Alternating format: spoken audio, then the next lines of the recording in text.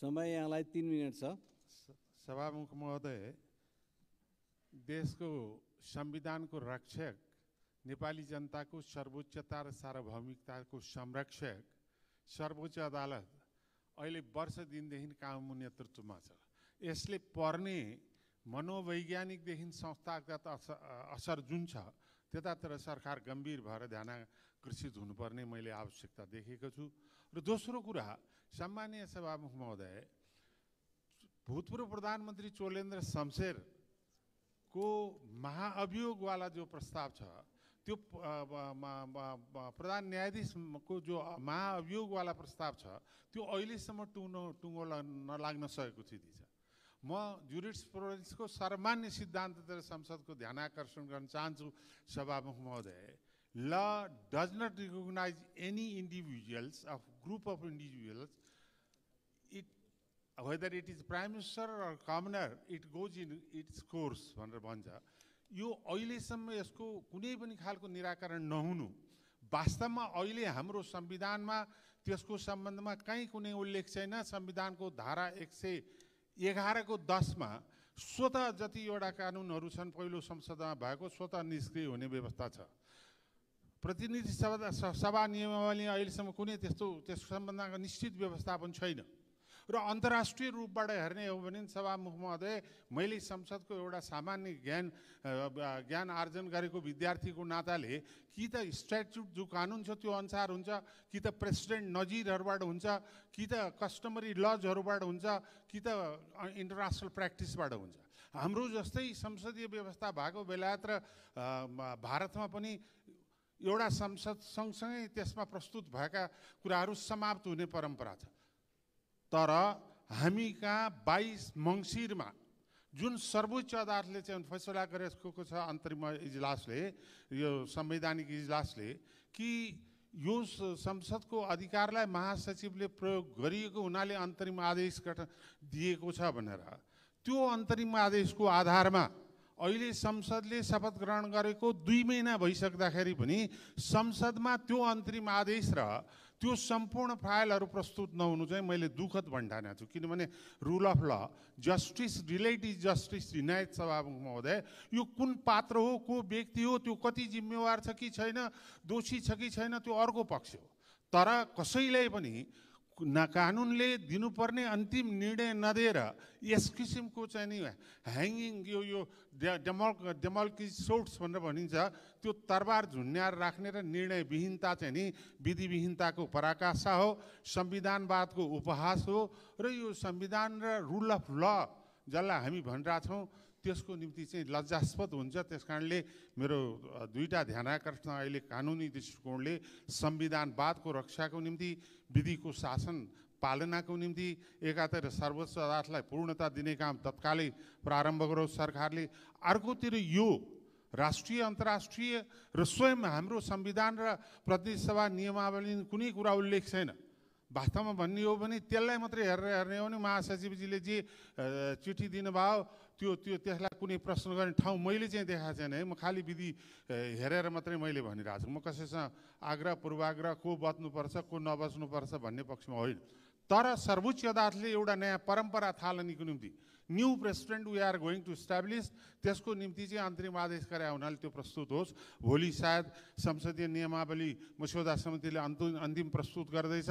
त्यो प्रस्तुत गरे आधारमा भूत प्रभावित गरेर हामीले चाहिँ पहिलोकोलाई गर्ने हो भने त्यो रुल अफ ल माथिको अपमान हुन्छ, संविधानवादी माथिको उपहास हुन्छ। पछि बनेको कानुनले पहिलोको केसलाई प्रतिनिधित्व गर्दैन। त्यसका यसलाई नै एउटा थापित परम्परा र अन्तिम निष्कर्ष गराउनको निम्ति यो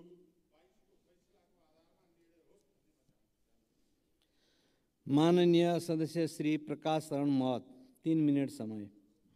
सभामुख महोदय, हामी कानुनी शासनमा विश्वास गर्छौँ, तर नयाँ बस पार्कमा जुन किसिमको घटना घट्यो त्यसले हामी सबैलाई अत्यन्त गम्भीर बनाएको छ। सभामुख महोदय मार्फत म सरकारको ध्यानाकर्षण गर्न चाहन्छु। प्रधानमन्त्री स्वयं सुरक्षाको जिम्मेवारी, गृह प्रशासनको जिम्मेवारी प्रधानमन्त्री अन्तर्गत छ र दिन दहाडै त्यहाँ साना व्यवसायीहरू जो त्यहाँ मल छ त्यहाँ साना व्यवसाय गरेर बसेका छन्, मोबाइल पसलहरू छन्, अन्य पसलहरू छ, त्यहाँ दिन दहाडै लुटपाट मचिन्छ। शान्ति सुरक्षाको कुनै प्रत्याभूति सरकारले दिन सकेन। हामी मजदुरका तमाम जायज समस्याहरूको समाधान हुनुपर्दछ।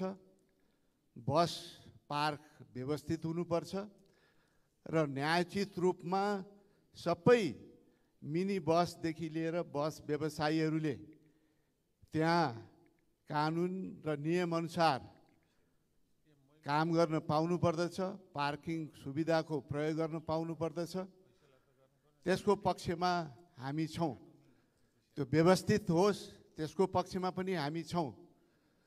तर मजदुरकै नाउँमा को त्यहाँ प्रवेश गरेका छन्, कसले प्रोत्साहित गरेका छन्, किन त्यो भइराखेको छ र त्यहाँ पुरै फुटेज भिडियोमा आएको छ, कुनै कारबाहीहरू चाहिँ अगाडि बढ्दैन। त्यसकारण यसले हामी सबैलाई गम्भीर बनाएको छ।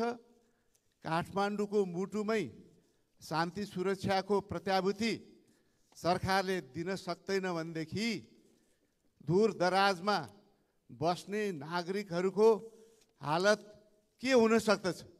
त्यसतर्फ सरकार गम्भीर हुन जरुरी छ।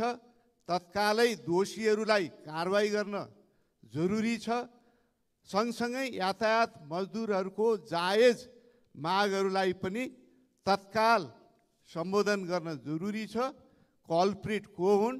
मजदुरको नाउँमा गैर मजदुर प्रवेश गरेका हुन् कि या त्यही उशृङ्खल प्रवृत्तिहरू विभिन्न शक्तिको आडमा त्यो क्रियाकलापमा संलग्न भएका छन् कि त्यसको यथार्थ छानबिन गरेर निष्पक्ष ढङ्गबाट न्याय निरूपण गर्ने जिम्मेवारी सरकारको हो।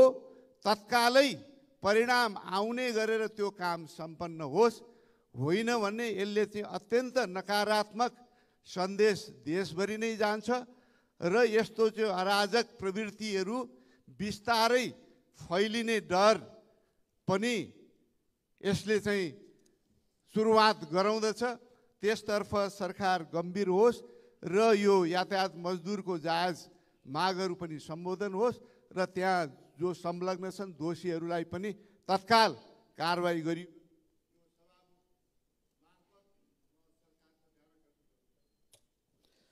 माननीय सदस्य श्री प्रेम सुवाल। सभामुख महोदय, समय 3 मिनट। संविधानमा जनयुद्ध शब्द कतै लेखेको छैन, तर सरकारले जनयुद्ध दिवसमा बिदा दियो। जनयुद्ध दिवसको उपलब्धि के हो? कृषि, स्वास्थ्य, रोजगारी, शिक्षा, ऊर्जा, देशको सुरक्षा परनिर्भर बनाउनु जनयुद्धको उपलब्धि हो। र राष्ट्रपतिको भ्रमणमा शीतल निवासबाट बानेश्वरसम्मको यात्रामा सडक जाम हुँदा म आफै 2 घण्टा फसेँ। लाखौँ लाख जनतालाई शान्ति भयो। राष्ट्रपतिको यात्रा सडक जाम नहुने गरी गृहमन्त्रीको जिम्मेवारी लिनुहुने प्रधानमन्त्रीजीले किन गर्न सक्नु भएन? यसबारे संसदमा बोल्न दिनु जरुरी छ। र बिदाको विषयमा देव शमशेर 8 महिना मन्त्री हुँदा 2 महिना जुवा फुकुवा गरेको भन्ने आएको छ र भीम शमशेरले 8 पटक जुवा फुकाउने 5 दिन सिन्दुर जात्रा गरी बिदा दिएको भन्ने पनि आयो। के नेपालमा त्यही राणा शासनको बिदा फेरि सुरु भएको हो? बेलायतमा जम्मा 8 दिन बिदा, अमेरिकामा 14 दिन बिदा, खोइ विदेशबाट सिकेको सरकारले।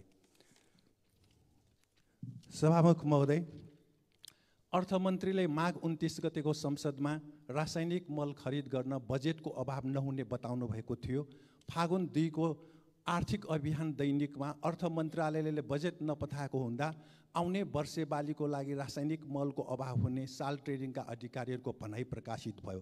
के अर्थमन्त्रीलाई कमिसनको भाग पर्याप्त नपुगेको हुँदा रासायनिक मल किन्न बजेट उपलब्ध नगराइएको हो? यसबारे संसदमा बोल्न दिनु जरुरी छ। नेपाल राष्ट्र बैङ्कले बैङ्कहरूलाई कुल लगानीको 10% जलविद्युतमा लगानी अनिवार्य गर्नुपर्ने निर्देशन दिएको हो। तर नेपालमा पिपिए भइसकेका 87वटा आयोजनाहरू लगानीको अभावमा अवरुद्ध छन्। ती जलविद्युत आयोजना राष्ट्रियकरण गरी जनतासँग भएको रकम नै लगानी गराउनु जरुरी छ। साथसाथै निजी बैङ्कहरू राष्ट्रियकरण गरेर जलविद्युतमा लगानी बढाउन सकिन्छ। यसतर्फ सरकारको ध्यानाकर्षण गराउन चाहन्छु। 2046 सालको परिवर्तनपछि सरकारी क्षेत्रबाट सञ्चालित कपडा, चिनी, छाला जुत्ता, कागज, कृषि औजार, सिमेन्ट आदि उत्पादन निजीकरण गरिए। तर निजी उद्योग बन्द छन्। छाला जुत्ता कारखानाको लागि चीनले सहयोग गरेको मेसिन बिक्रीपछि अहिले भारतमा सञ्चालित छ। सार्वजनिक संस्थान निजीकरणपछि उत्पादन, रोजगारी, आम्दानी सबै पर निर्भर भयो। लाखौँ युवा विदेश जानु पर्यो। विप्रेसनको रकम घर जग्गा र डिपार्टमेन्ट स्टोरमा खर्च भइरहेको छ। यसले देश विकास हुँदैन। यसबारे सरकारलाई बोल्न दिनु जरुरी छ। धन्यवाद। माननीय सदस्यहरू, अब शून्य समयको कार्यक्रम प्रारम्भ हुन्छ। शून्य समयमा बोल्न चाहनुहुने माननीय सदस्यहरूको लागि 1 मिनेटको समय निर्धारण गरिएको छ। निर्धारित समयभित्र माननीय सदस्यहरूले आफ्नो भनाइ राख्नु हुन अनुरोध गर्दछु। सर्वप्रथम माननीय सदस्य श्री लेखनाथ दाहाल। सम्मानीय सभामुख महोदय, 100 शय्या सञ्चालन गर्ने अनुमति प्राप्त प्रादेशिक अस्पताल सिन्धुलीमा 50 शय्याको सेवा प्रवाह भइरहेको छ। तर दक्ष जनशक्ति र प्रविधिको अभावले सामान्य बिरामी पनि अस्पतालले बाहिर रिफर गर्नुपर्ने बाध्यता छ। 2 जना दरबन्दी भएको कन्सल्टेन्ट जनरल फिजिसियन, 1 जना पनि नभएको करिब 1 वर्ष भयो। अरू पनि दरबन्दी खाली छन्। मन अमिलो पार्दै रिफर भएका बिरामीले सहरका सरकारी अस्पतालमा बेड पाउँदैनन्। आइसियु त झनै पाउँदैनन्, किनकि ग्रामीण भूगोलबाट आएका विपन्न नागरिकसँग पहुँच हुँदैन। पहुँच भएका नागरिकको मात्र अस्पताल भएको छ सरकारी अस्पताल। सम्मानीय सभामुख महोदय, सरकारी अस्पतालका डाक्टरहरू निजी अस्पताल र क्लिनिकमा मात्र भेटिने हुनाले सरकारी अस्पतालमा डाक्टरहरू पनि उपलब्ध हुन कठिनाइ छ। अनि निजी अस्पतालमा उपचार गर्न आर्थिक कारणले नसक्ने भएपछि विपन्न नागरिकहरू कि रोग शरीरमै बोकेर फर्किनुपर्ने?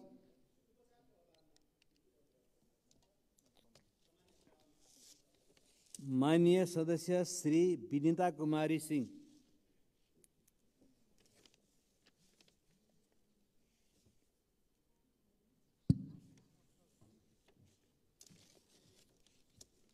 सम्मानीय सभाध्यक्ष महोदय, मधेस विकास र समृद्धिको आधार हुलाकी राजमार्ग रहेको छ। मधेसवासीको जीवन स्तरसँग प्रत्येक जोडिएको र निर्माण कार्य सुरु भएको 13-14 वर्ष बितिसक्दा पनि हुलाकी राजमार्ग अहिलेसम्म निर्माण हुन नसक्नु हाम्रो लागि दुर्भाग्य नै हो। कमला नदीमा बनेको पुल उद्घाटन हुनु अगाडि नै भत्किएको कुरा हामी लाभत नै छ।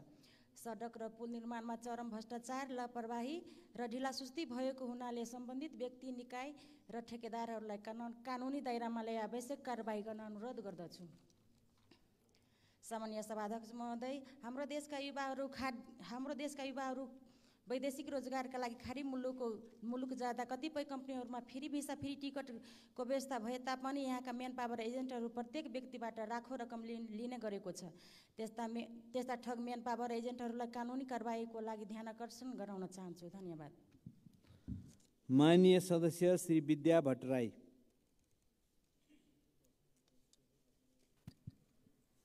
सम्माननीय सभामुख महोदय, पृथ्वी राजमार्ग अन्तर्गत करिब 93 किलोमिटरको मुगलिङ पोखरा सडक एसियाली विकास ब्याङ्कको ऋण सहयोगमा 4 लेनमा स्तरोन्नति गर्नका लागि 2078मा सम्झौता भएको हो। 2081 सम्ममा निर्माण सम्पन्न हुनुपर्ने यस सडकको हालसम्मको प्रगति जम्मा 5% मात्र रहेको छ। सडक निर्माणका लागि यस सडक वरपर भएका विद्युतका पोलहरू र खानेपानी लाइन विस्तारको कार्य मुख्य अवरोधका रूपमा रहेका छन्, जसका कारण कोत्रे पोखरा खण्डको काम सुरु नै हुन सकेको छैन। निर्माणको चरणमा रहेको राजमार्गको अवस्था पनि दयनीय र यात्रुहरूको यात्रा निकै कष्टकर रहेको छ। सडक निर्माणको हालसम्मको प्रगति हेर्दा सन्तोषजनक छैन। लाखौँ यात्रुहरूको जीवनसँग जोडिएको यस राजमार्गको निर्माणलाई द्रुत गतिमा तोकिएको समयमा सम्पन्न गर्नका लागि सरकारको ध्यानाकर्षण गर्दछु। धन्यवाद। माननीय सदस्य श्री विराज भक्त श्रेष्ठ।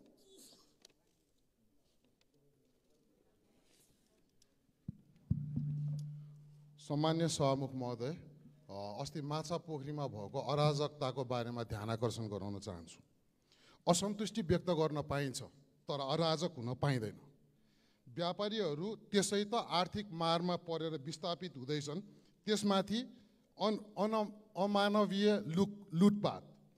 दोषीहरूलाई सीसीटीभी र अन्य रेकर्डेड माध्यम हेरेर भए पनि कडाभन्दा कडा कारबाहीको माग गर्दछु। धन्यवाद। माननीय सदस्य श्री विश्वप्रकाश शर्मा। सभामुख महोदय, म भर्खर इलाम पुगेर आएको छु प्रेम आचार्यको घरमा। माघ 10 गते बानेश्वरको सडकमा उहाँले आत्मदाह गरेको दृश्य यो संसदको स्मृतिमा ताजै छ। नेपाल प्रहरीको तथ्याङ्क भन्छ आत्महत्याको दर यो दशकमा 78% वृद्धि भएको छ।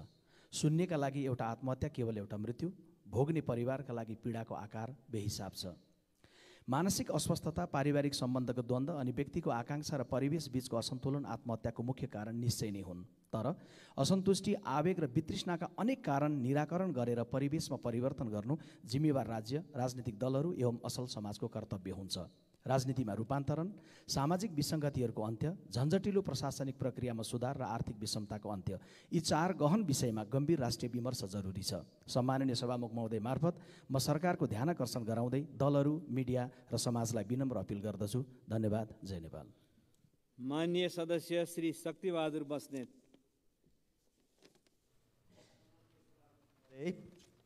प्रत्येक नागरिकले आधारभूत स्वास्थ्य सेवाको हक प्राप्त हुनेछ भन्ने कुरा संविधानको धारा 35 मा स्पष्ट रूपमा उल्लेख गरिएको छ। तथापि अहिलेसम्म आधारभूत स्वास्थ्य सेवाबाट आम नागरिकहरू वञ्चित रहिरहेकै अवस्था छ। आधारभूत स्वास्थ्य सेवा के हो, यसको स्पष्ट परिभाषा आवश्यक छ र यसको कार्यान्वयनको लागि आवश्यक कानुनी व्यवस्था जरुरी छ। सम्माननीय सभामुख महोदय, अहिले हाल सञ्चालनमा रहेको स्वास्थ्य बिमा कार्यक्रमलाई आधारभूत स्वास्थ्य सेवाबाट अलग गरी विशेषज्ञ सेवाको निम्ति क्षेत्रमा प्रयोग गरियोस् र विशेषज्ञ सेवाको निम्ति त्यसलाई चाहिँ उपयोग गरियोस्। त्यसै गरी स्वास्थ्य बिमा निःशुल्क औषधि वितरण 80 वटा औषधि निःशुल्क वितरण गर्ने सरकारले घोषणा गरिरहेको छ र कार्यान्वयन पनि ल्याइरहेको छ। तर आम जनताले 80 वटा निःशुल्क औषधिहरू विभिन्न अस्पताल, स्वास्थ्य केन्द्रहरूमा प्राप्त गर्न सकिराखेका छैनन्। त्यसै गरी स्वास्थ्य बिमा अन्तर्गत प्राप्त गर्ने बिमा सुविधा अन्तर्गत प्राप्त गर्ने औषधिहरू अस्पताल, फार्मेसीहरूबाट प्राप्त हुन सकिरहेको छैन र बजारमा बिरामीहरू किन्न जानुपर्ने परिस्थिति हामीले देखिरहेका छौँ। त्यसकारण अस्पताल, सबै स्तरका अस्पतालहरूमा अस्पताल, फार्मेसीहरू। माननीय सदस्य श्री शोभा ग्यावाली। सम्मानीय सभामुख महोदय, बर्दिया जिल्लाको सदरमुकामदेखि हाइवे जोड्ने बबई नदीको जब्दीघाट पुल बन्यो, तर बनेको 1 वर्ष नहुँदै भाँचियो। त्यहाँका जनता अत्यन्तै पीडामा परेका छन्। सम्मानीय सभामुख महोदय मार्फत सम्बन्धित निकाय, सम्बन्धित मन्त्रालयलाई यथाशीघ्र त्यो पुल निर्माणको निम्ति मैले हार्दिक अनुरोध गर्न चाहन्छु। र 71 को बाढीमा त्यहाँका बासिन्दाहरू घरबारविहीन बन्न पुगेका छन्। उहाँहरूलाई राहतको व्यवस्था हुँदाहुँदै पनि त्यहाँ राहत पाइरहेका छैनन्। यथाशीघ्र सम्मानीय सभामुख मार्फत त्यो राहतको व्यवस्थापन गर्नको निमित्त मैले हार्दिक अनुरोध गर्न चाहन्छु। हस्त धन्यवाद। माननीय सदस्य श्री शिशिर खनाल। सम्मानीय सभामुख महोदय, के राज्यले हामीलाई पनि विदेश जान भनेको हो? लोच्छे मलमा लुटिएका व्यवसायीहरूले आज बिहान मलाई सोधेको प्रश्न हो यो। सुनियोजित हिसाबले मजदुर आन्दोलनको नाममा गङ्गबु बस पार्कभित्र रहेको लोच्छे र कान्तिपुर मलमा तोडफोड गरिएको छ भने करोडौँको क्षति भएको छ। प्रहरी परिचालन प्रभावकारी नहुनुपर्ने क्षति भएको देखिन्छ। धन्न स्थानीयले नजिकैको पेट्रोल पम्प जलाउन रोकाए। कुनै पनि राजनैतिक आग्रह नराखी यस घटनाका योजनाकार र सहभागीलाई तुरन्त कारबाहीको दायरामा ल्याइयोस्। व्यवसायीलाई आवश्यक क्षतिपूर्ति र निर्धक्क व्यवसाय गर्न सक्ने वातावरण बनाउन सरकारको म ध्यान आकर्षण गर्न चाहन्छु। धन्यवाद। माननीय सदस्य श्री शङ्कर भण्डारी। सम्माननीय सभामुख महोदय, सर्वप्रथम आफूलाई निर्वाचित गराउनु हुने तनहुका सम्पूर्ण आदरणीय मतदाताज्यूहरूलाई हार्दिक सम्मानका साथ धन्यवाद दिन चाहन्छु। र गत फागुन 1 गते गङ्गबुको नयाँ बस पार्कमा सुनियोजित प्रायोजित रूपमा जबरजस्त ढङ्गले तोडफोड, आगजनी र सम्पूर्ण व्यवसायीहरूका सरसामान लुट्ने काम भएको छ। अहिलेसम्म सरकारले पीडितहरूलाई बोलाएर छलफल गरेको छैन। उल्टो जसले त्यो गलत काम गरेको छ, हरकत गरेको छ, उनीहरूकै कुरा सुनेर सरकारले निर्दोषलाई प्रहरी कस्टडीमा राख्ने काम गरेको सुन्नमा आएको छ। त्यसकारण म सरकारको सम्माननीय सभामुखज्यू मार्फत ध्यान आकर्षण गर्न चाहन्छु, तत्काल अपराधीहरूलाई जोसुकै हो, जुनसुकै तहका किन नहुन्, पार्टीसँग जोडिएका किन नहुन्, कारबाहीको दायरामा ल्याई पीडितहरूलाई उचित क्षतिपूर्तिको व्यवस्था गर्नको लागि हार्दिक आग्रह गर्छु। धन्यवाद। माननीय सदस्य श्री सरस्वती बजिमय।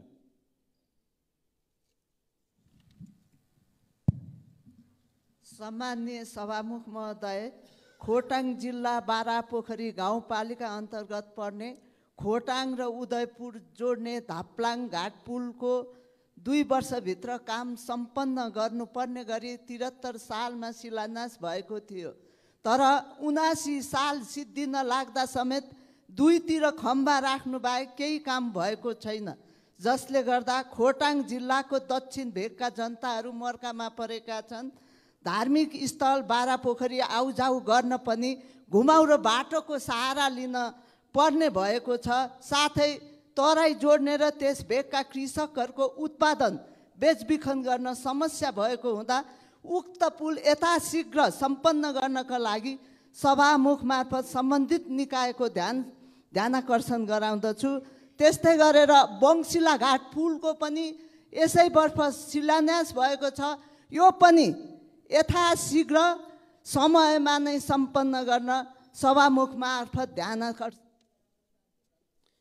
माननीय सदस्य श्री सरस्वती सुब्बा। सम्माननीय सभामुख महोदय, हरेक नेपालीले सम्मानपूर्वक बाँच्न पाउने अधिकार राज्यले सिर्जना गर्नुपर्छ। संविधानले सुरक्षित आवास र खाद्य सम्प्रभुताको ग्यारेन्टी गरेको छ। तथापि काठमाडौँ महानगरपालिका लगायत केही स्थानीय तहहरूले बसिरहेको ठाउँबाट भूमिहीन सुकुम्बासीलाई हटाउने र सडक छेउछाउमा सानो व्यवसाय गरेर जीविका धानिरहेकाको सामान समेत जफत गर्ने काम भइरहेको छ। सभामुख महोदय, यो कमजोर वर्ग प्रतिको अन्याय र संविधानको उल्लङ्घन हो। यसमा सरकारको ध्यानाकर्षण गराउन चाहन्छु। सम्माननीय सभामुख महोदय, संविधानको मौलिक हकमा 16वटा भूमि व्यवस्थासँग सम्बन्धित कुराहरू जोडिएको छ। यसलाई कार्यान्वयन गर्नको लागि राष्ट्रिय भूमि आयोगलाई क्रियाशील बनाउनुपर्छ। सभामुख महोदय, समृद्धिको स्रोत भूमि व्यवस्थापन र त्यसमा आधारित समस्या समाधान गर्न तथ्यमा आधारित नीति व्यवहारिक योजना बनाई कार्यान्वयन गरियोस्। सभामुख मार्फत ध्यानाकर्षण गराउँछु। धन्यवाद। माननीय सदस्य श्री सराज अहमद फारूकी। हेलो सम्माननीय सभामुख महोदय, पिछडिएका मुस्लिम समुदायका लागि सरकारले विशेष योजना बनाएर यो राष्ट्रवादी मुस्लिम समुदायलाई अगाडि बढाउनु पर्नेछ, किनकि यो समुदायको अवस्था सरकारको इन्डेक्समा शैक्षिक, आर्थिक, राजनीतिक, सामाजिक क्षेत्रहरूमा सबभन्दा पछाडि रहेको छ। कुनै देशको इन्डेक्समा सबभन्दा पछाडि परेका समुदायका लागि विशेष योजना बनाई सरकारले संरक्षण गर्दछन्। यसकारण राष्ट्रवादी मुस्लिम समुदायलाई अगाडि बढाउनका लागि सम्मानित सदन र सरकारको ध्यानाकर्षण गराउन चाहन्छु। सभामुख महोदय मार्फत सम्मानित सदनलाई मेरो यो सन्देश छ कि काम ऐसा करो कि पहचान बन जाए, हर कदम ऐसे चलो कि एक निशान बन जाए। यहाँ राजनीति तो सब कर लेते हैं, लेकिन राजनीति ऐसे करो कि एक मिसाल बन जाए। धन्यवाद। कमल। माननीय सदस्य श्री सरिता परसाई। सम्माननीय सभामुख महोदय, आज देश सङ्घीय लोकतान्त्रिक गणतन्त्र आइसकेपछि पनि 2 चोटि चुनाव गरिसक्यो, तर पनि हामीले जनताको अति आवश्यक कुराहरू पुरा गर्न सकिरहेका छैनौँ। जस्तै किसानको अति आवश्यक मल र बिउ पनि हामीले दिन सकिरहेका छैनौँ। दुःखले उनीहरूले उत्पादन गर्छन्, मूल्य पाउँदैनन्, सडकमा फाल्न बाध्य भएका छन्। त्यस्तै महिलाहरूले यो लघुवृत्त मार्फत ऋण लिएर इमान्दारिता साथ तिर्दै पनि तिर्न नसकेर घरबार बिन भई धेरै महिलाहरूले आत्महत्या गरेको समाचार आउन सुन्न थालिएको छ। त्यति मात्रै होइन, किसान, महिला, व्यापारी, उद्योगपतिहरू पनि आत्महत्याको समाचार दिनदिनै हामीले सुन्न थालिसकेका छौँ। त्यसकारण यो सदनमा मञ्चमा बसेर, पोडियममा बसेर ठुल्ठुला भाषण गरेर यो पार्टी र त्यो पार्टी भनेर गाली गरेर मात्रै अब कसैले पत्याउनेवाला छैनन्। त्यसकारण अब जनताको आवश्यकताको निम्ति सरकार र माननीय सदस्य श्री सरिता भुसाल। सभामुख महोदय, उखु खेतीको जिल्ला भनेर चिनिने पश्चिम नलपरासी जिल्लाका उखु किसानहरूले वर्षौंसम्म पनि उखुको रकम भुक्तानी नपाउँदा उखु खेतीप्रति नै उदासीन भएका छन्। पटक पटक आन्दोलन र धरना समेत बस्दा उनीहरूका माग सम्बन्धी सम्बोधन भएको छैन। तसर्थ किसानहरूलाई रकम भुक्तानी दिइयोस् भनी म सभामुख मार्फत सरकारको ध्यान आकृष्ट गराउन चाहन्छु। त्यसैगरी बर्दघाट बरुवा त्रिवेणी सडक खण्डका बीचमा पर्ने खजुरा खोलाको पुल निर्माणका लागि बजेट विनियोजन हुँदा समेत पुल बन्न सकिरहेको छैन। त्यसकारण त्यहाँ आवत जावत गर्न अत्यन्तै कष्टकर भएको छ। पुल छिट्टै निर्माण होस् भनी म सभामुख मार्फत सरकारको ध्यान आकृष्ट गर्न चाहन्छु। हस्त धन्यवाद। माननीय सदस्य श्री शान्ति चौधरी।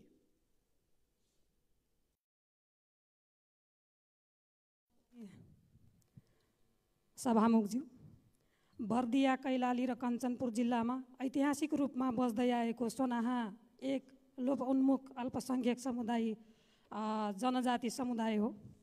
लोपोन्मुख अल्पसङ्ख्यक सूचीमा सूचीकृत गर्नका निम्ति सूची परिमार्जन सम्बन्धी उच्च स्तरीय कार्यदल समेतले सरकारलाई प्रतिवेदन बुझाइसकेको अवस्थामा पनि हालसम्म कुनै निर्णय हुन नसकेकोले सम्माननीय सभामुख मार्फत लोपोन्मुख अल्पसङ्ख्यक जनजाति सूचीमा सोनाहा जातिलाई सूचीकृत गर्नको लागि आदिवासी जनजाति उत्थान राष्ट्रिय प्रतिष्ठान र नेपाल सरकारको ध्यानाकर्षण गर्न चाहन्छु। अव्यवस्थित बसोबासी तथा सुकुम्बासी समस्या समाधान गर्न पटक पटक आयोग गठन भए पनि हालसम्म समस्या जस्ताको तस्तै छ। छिटोभन्दा छिटो आयोग राष्ट्रिय भूमि आयोग मार्फत समस्या समाधान गर्नको लागि सम्माननीय सभामुख मार्फत